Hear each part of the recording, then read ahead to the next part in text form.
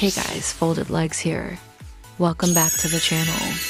Before we jump into today's video, do me a quick favor, hit that like button, subscribe, and turn on the bell so you never miss a new upload. It only takes a second, but it helps us grow and keeps the community strong. Plus, it lets me know you're enjoying the content so I can keep bringing you even more. Alright, let's get started. Hey guys, Folded Legs here. Welcome back to the channel. Quick gameplay disclaimer. Yes, there is gameplay in the background. No, it has nothing to do with the review. It's just there so you don't have to stare at my face. Or the void, whichever is worse. Also, thank you. My old computer finally gave up on life, took my files with it, and ascended to whatever afterlife computers go to. But the new one is officially on the way, and once it arrives, quality is about to level up harder than an isekai protagonist. Thank you all for the support. You literally made that possible. Now, before we dive in, quick anime versus manga comparison. Super light, super safe, no spoilers. The anime focuses more on comedy pacing and character personality. The manga hits harder on world building and little details. Neither is better. They just highlight different strengths. So if you like vibes first, anime wins. If you like lore first, manga wins. Now, the TLDR, totally spoiler free. This series is goofy, fun, shockingly wholesome, and somehow still hits with big fantasy moments.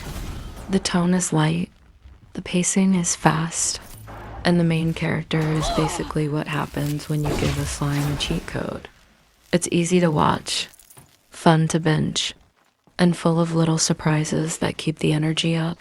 Alright, enough yapping. Let's get into it.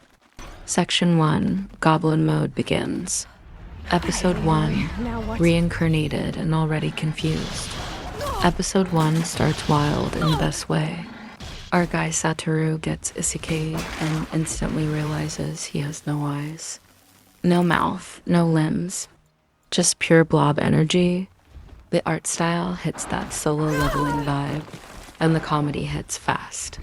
Especially when he begs his coworker to wipe his hard drive before he dies.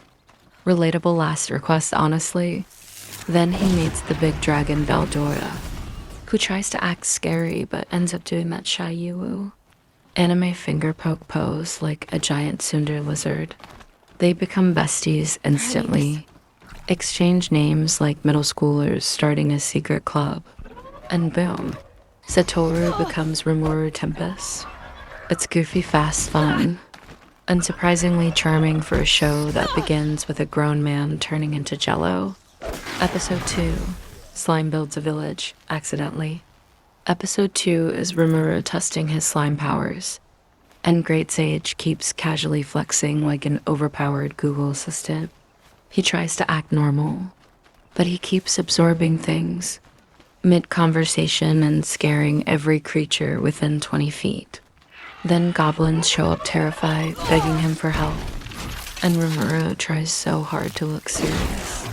Even though he literally has no face to work with, they treat him like some legendary being while he's panicking internally. Rimuru accepts the job, tries to be responsible, and somehow ends up becoming the unofficial mayor of Goblin Town. It's goofy, wholesome, and surprisingly heartfelt. Classic early season isekai chaos done right.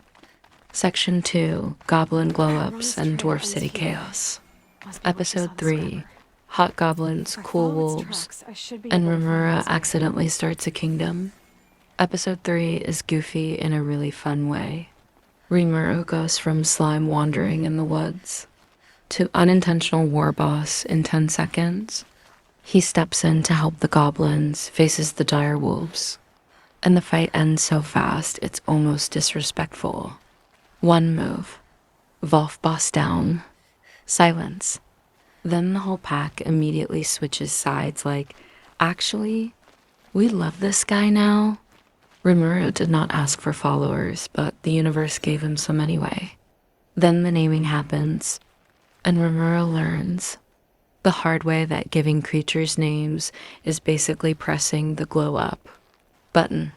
He knocks himself out from magic exhaustion and wakes up surrounded by goblins, who now look like they got hit by the attractive filter. The wolves turn majestic, the goblins turn cute, and Rimuru looks like an exhausted parent who didn't sign up for any of this. The whole vibe is a perfect mix of wholesome chaos and accidental leadership. By the end, Rimuru rides off on his newly evolved wolf partner in a very, I guess I'm an isekai, protagonist now kind of way. It is extremely anime and extremely funny. Episode 4, Rimuru goes to the big city and immediately breaks HR policies. Episode 4 sends Rimuru and his wolf to the Dwarven city, and things get goofy instantly. He walks in hoping to ask for simple tools, but every conversation spirals into side quests, drama, and accidental diplomacy. He ends up handling arguments, negotiating work deals, and basically running fantasy HR without meaning to. Then we get the thug scene. Rimuru tries to be responsible, tells his friend to turn around because he wants to set a good example, and then does the opposite by handling the fight in the most efficient, slime-like way possible. It's the perfect blend of comedy and main character energy. The jail moment is another highlight. Rimuru slips out of the bars like it's nothing, fixes a problem, and the guard still tells him to get back in the cell. Sir, he is a puddle. You cannot confine soup. And then we reach the elf lounge. Rimuru meets the elf ladies, and his personality dissolves faster than his body does. Sparkles, blush, goofy inner monologue, full meltdown over the presence of what he respectfully calls boobas. It is childish, ridiculous, very on-brand, and genuinely hilarious. By the end, Rimuru has new allies, new projects, and more respect than he knows what to do with. He simply exists, and people treat him like a legendary leader. Goofy, cute, and surprisingly, Section 3, Slime Diplomacy and Dwarven Chaos. Episode 5, Hero King Energy and Elf Bar Nonsense. Rimuru starts the episode already posted up in the Elf Bar, getting smothered in attention. Booba everywhere. And the slime is basically living his best life. He's being doted on, lifted, hugged, and treated like a glowing emotional support plushie. And every dwarf in the room is side-eyeing him like, how did this blob win the jackpot? Rimuru is trying to act chill, but internally he is screaming, because being surrounded by cute elf girls is apparently his reincarnation dream come true. Then Mr. Grumpy Minister walks in, sees Rimuru enjoying himself, and immediately decides, fun detected, must destroy. He tries to pull rank and ruin the mood, and Kaijin responds with the cleanest. No hesitation. Anime punch of the season. One hit, zero dialogue. Straight to the floor. Naturally, the whole squad gets tossed into jail because Karma is allergic to Rimuru having a good time. Rimuru is sitting in the cell like, hello, sir. I was just vibing with elf ladies. Why am I here? The tension escalates. Big political energy shows up, and after a dramatic your fate is decided moment, Kaijin and the crew get exiled instead of locked up forever. And honestly, they take it pretty well. Like, yeah, sure, exile us. We were leaving anyway. Episode 6, Rimuru meets a masked queen with lore energy. The squad is traveling, vibing, recovering from bar fight jail arc, when they run into a party of adventurers, and a masked woman with huge main character aura. Rimuru senses immediate, we are both from Earth vibes, and starts acting like a fanboy trying to stay cool. which is hilarious because he is a slime and cannot do facial expressions. They camp together, talk, bond, and Rimuru uses his weird slime brain projector ability to show her an illusion of modern Japan, which is sweet and slightly funny because he basically turns into a portable anime flashback machine. The whole episode has a gentle, new friend with mysterious backstory tone, mixed with Rimuru's inner monologue spiraling like, wow, another human. Be normal. Act casual. Do not embarrass yourself. Oh wait, I do not have a face. Section 4, Upgrades and Unexpected Ogre Drama. Episode 7, Rimuru accidentally becomes mayor, architect, plumber, and everyone's dad. Episode 7 starts with Rimuru rolling back into the goblin village like, I left for 5 minutes, why is everyone acting like royalty is visiting? And immediately starts fake working to impress the dwarves. They're carrying random boards, hammering nails into nothing, and smiling like, please do not notice we built this house yesterday and it already leans. Kaijin and his crew politely nod at the chaos like contractors who've seen worse, while Rimuru casually makes water appear and everyone loses their minds. He's just trying to be helpful, but the goblins are looking at him like he's the chosen slime of prophecy. The whole village levels up overnight, jobs get assigned, wolves start acting like professional security guards, and goblins suddenly have the confidence of middle managers. Rimuru did not plan any of this. He was just trying to help, and now he's basically the mayor of a town he didn't know he founded. Peak Rimuru energy. Episode 8, Ogres Pull Up.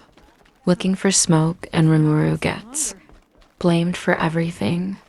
Episode 8 opens with Rimuru enjoying a peaceful day until a group of ogres storms in with full dramatic energy like, who ruined our lives, we're ready to fight right now.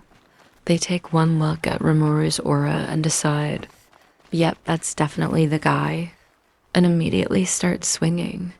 Rimuru is dodging giant blades while yelling, please, I'm literally a pudding cup with opinions, I didn't attack anyone. But the ogres are deep in main character rage mode and not taking questions. The comedy is top tier because Rimuru is trying to mediate, like a slime-shaped therapist, while also avoiding getting chopped into jelly cubes. Eventually, the ogres realize he is not the villain, and the switch flips from battle cry to, sorry about the attempted murder. Once the misunderstanding clears, they finally talk, and Rimuru's chill personality wins them over instantly. He wasn't trying to form an alliance. He was trying to not get murdered, but somehow he walks away with a new squad anyway. Classic Rimuru moment. Section 5, Ogre Misunderstandings and Political Slime Chaos. Episode 9, Rimuru gets a human body and immediately checks the patch notes. Episode 9, and the first thing he does is basically poke himself like, what is this button for? Great Sage is giving tutorial tips. Rimuru is confused, and the whole thing feels like watching someone test a character creator in real time. Then his hunting party calls him through magic brain Bluetooth, and Rimuru has to switch from, do I have hips now? to, leader responding to crisis. In under 0.3 seconds, he shows up, and immediately a group of very large, very angry warriors drop out of nowhere. With full revenge arc intro energy, they take one look at Rimuru, see the mask, and go, yep, that's the guy. Swing first, ask questions never. Rimuru spends the entire fight trying to not fight, dodging huge swings while yelling, I think you have the wrong slime. And his party is just standing there like, wow, boss is really committed to nonviolence today. Eventually, the tension breaks, the misunderstanding clears, and the ogres go from, we will destroy you, to, you seem chill actually. Do you want to vibe? Rimuro agrees, because he will always pick friendship over fatalities. And suddenly, he has a new group of very dramatic house guests. Episode 10, Rimuru names everybody and immediately regrets it. Episode 10 starts cozy, with Rimuru bonding with his new allies, sharing food, and accidentally becoming everyone's emotional support slime. Then Rimuru decides it's a good idea to hand out names, which is basically giving out magical Red Bull shots in this world. He goes all in, names 6 people in a row, and immediately faceplants like someone unplugged his battery. His new allies get instant glow-ups. Rimuru gets instant nap time, while Rimuru is recharging his soul. The episode also checks in on other parts of the forest. Lots of political tension, lots of marching armies, lots of something big is coming energy, but all presented lightly, without dragging you into the heavy lore pit. Meanwhile, we meet a certain extremely overconfident wizard dude, whose entire personality is, I believe in myself so much, and absolutely no one else does. And honestly, comedic gold. He talks big, poses big, and causes stress big. The episode ends with multiple groups unintentionally heading Rimuru's way, because apparently being a chill slime automatically makes you everyone's future problem solver. Thanks for watching. And yeah, we're ending the first segment here. Not because I'm tired, not because the slime broke my brain, but because the show has way more detail than I expected. Every episode is basically 3 episodes wearing a trench coat, and I don't want to rush through it and lose the comedy or the vibe. So to keep things clean, funny, and actually enjoyable, we're chopping this series into smaller pieces. That way nothing important gets skipped, and none of the jokes get flattened into the void. As always, thank you for being here. Thank you for watching. Thank you for laughing at this chaos with me. And hey, the new computer is almost here, so once it lands, the content is about to level up harder than a named goblin. I'm stupid excited for that, and I appreciate you all for making it possible. Hidden message time. If you made it to the end, drop Slime Squad Assemble in the comments, so I know who the real ones are. Alright, enough from me. See you in the next part, where we continue the slime saga, and probably lose a few more brain cells in the process.